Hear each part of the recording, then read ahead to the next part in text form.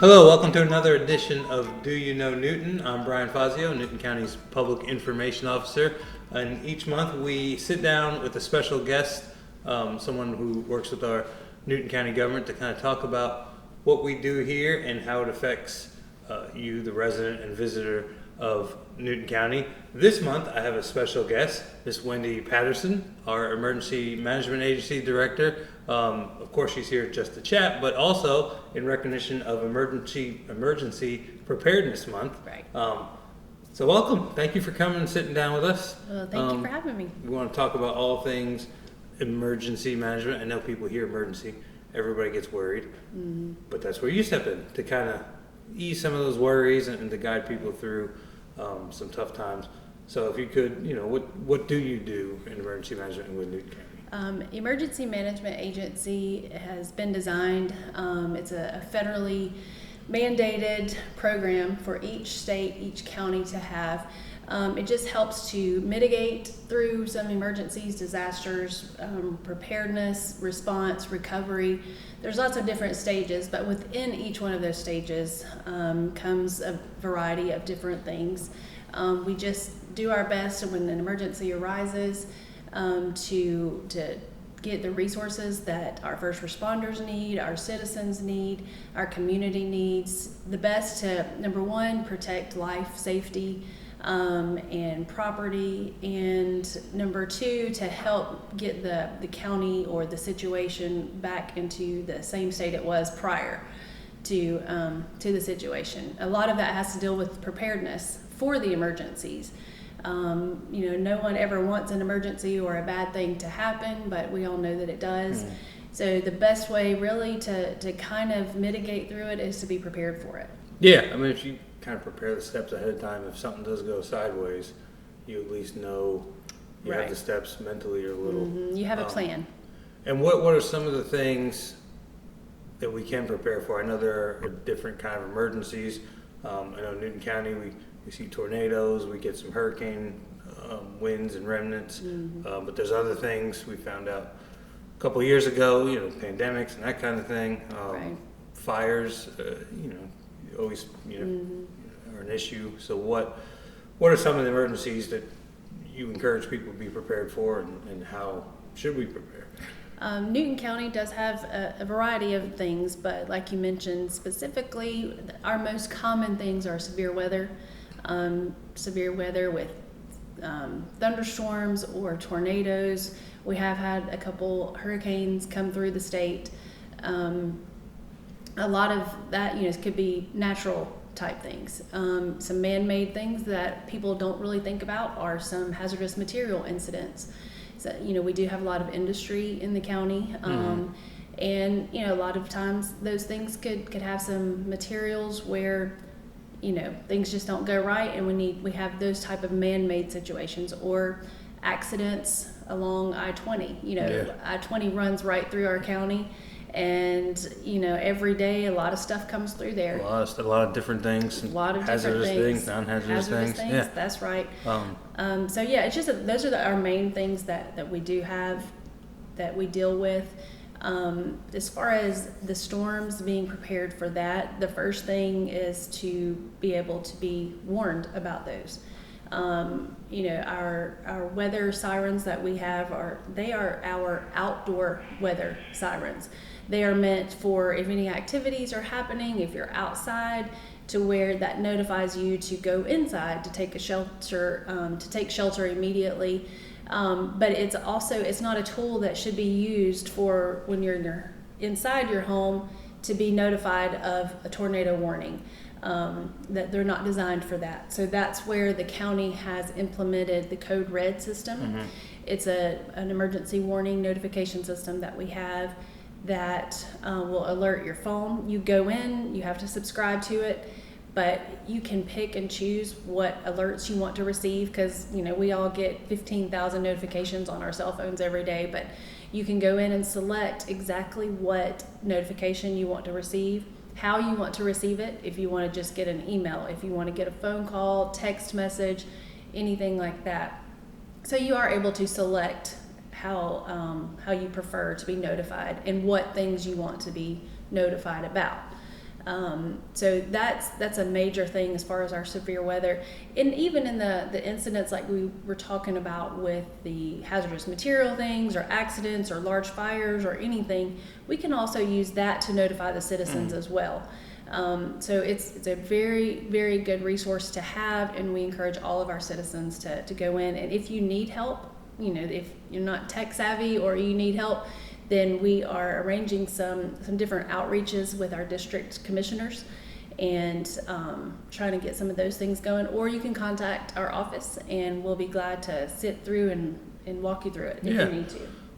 And there's a lot of things to do to be prepared, but Code Red is a great example. If you download the app, and all links are going to be on this video as well as on the website, our website, ncboc.com. You can find links to Code Red there.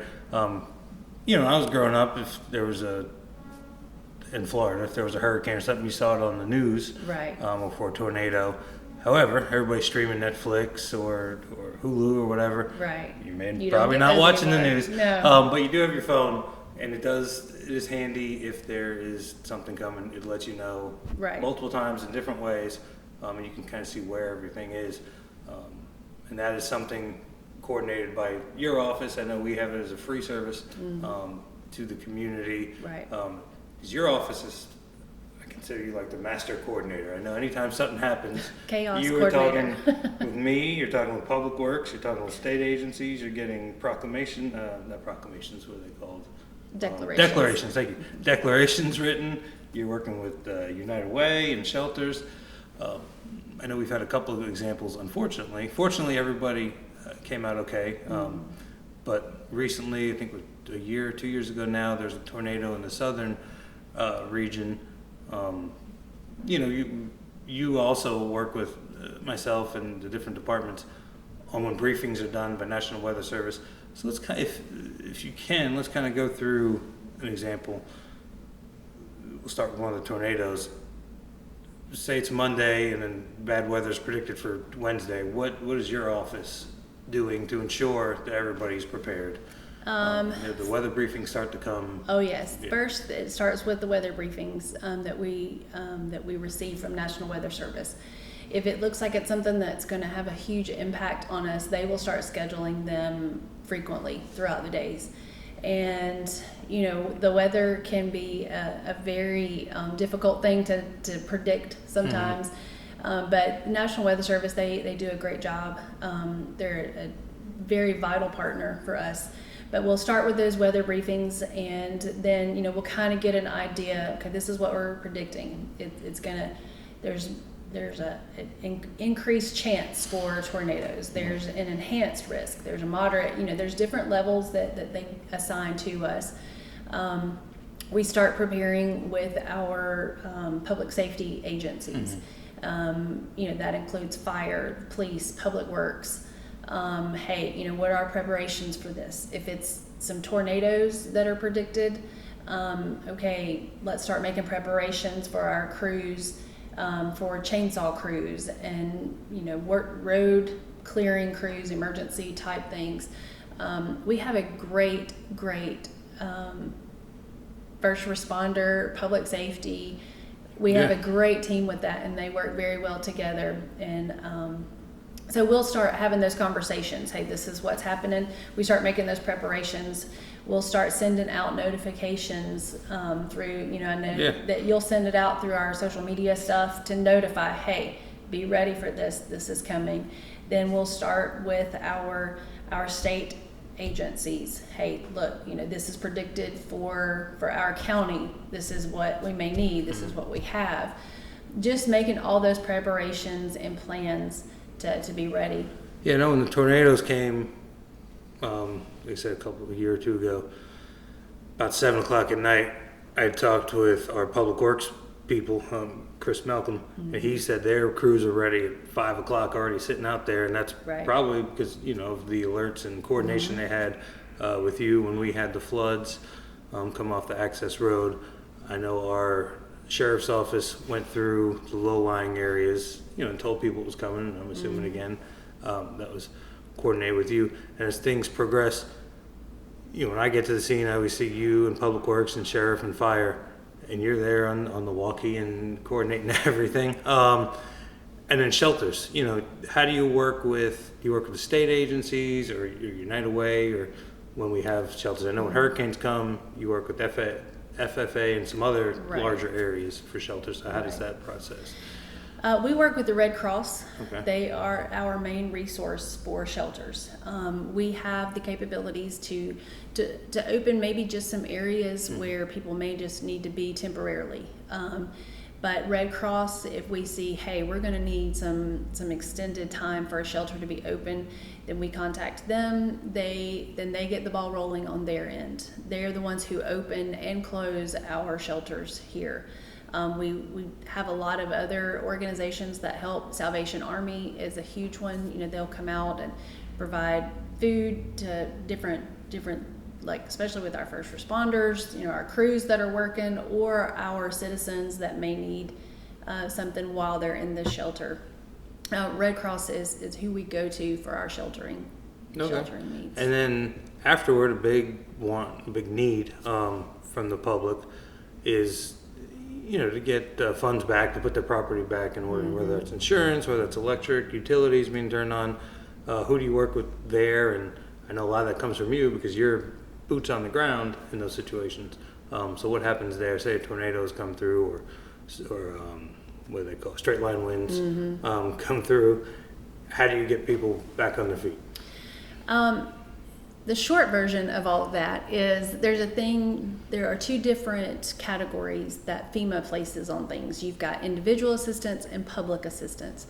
If our state meets a threshold for a presidential declaration, then we become eligible for reimbursement of funds and people get some assistance. That is based on the preliminary damage assessments that we do right after a storm happens. That's why it's important, if I know you pushed out a lot of things for us after that particular tornado. Hey, if you have damage to your home, property, whatever, here's this FEMA site that you can apply for. It also helps us to be able to show, hey, our county suffered a lot of damage in this, and we need this presidential declaration so we can get our citizens back on their feet, as well as our public departments and buildings and structures. So it's a process of, number one, we've got to see what the damage is, the amount, and then if we do get the presidential declaration, then those funds are available for us to apply, for our individual citizens to apply. Then that's a process they can go through with GEMA, and then they kind of work directly with FEMA at that point for individuals. Now, public assistance, I do all of that for the county. Any damages that the county infrastructure has suffered or anything like that, I handle all of those in damages for the reimbursement.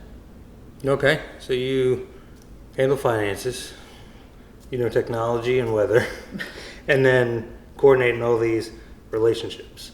How did you get to this role? How did you put all those skills in a pot? How did Wendy get there?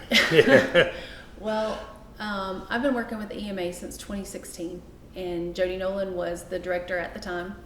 And unfortunately, he passed away in March of 2023, and the county suffered a great loss. He had a lot of wisdom, a lot of knowledge, and taught me a lot of things. But a lot of it is to always know that be as prepared as you possibly can, and you're still learning something every day. Because every disaster emergency, it's different. They're not cookie cutter. They're not, hey, this happened, let's follow these exact steps.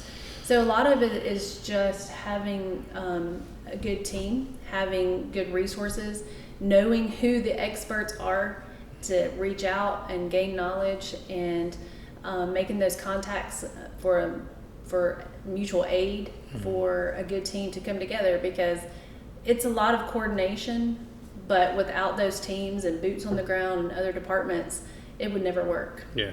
And in your office, it's you and Stephen Wagner, our EMA team, over at Cousins, and that's where you have what do we call it? The words are Emergency escaping. Operations The Emergency Center. Operations Center. Yes. So if things do happen, all the entities go there, so that everybody's in one location. Right. So you work with them, including sheriff, fire, GEMA, roads, E911. Right. Obviously plays a huge part. Right.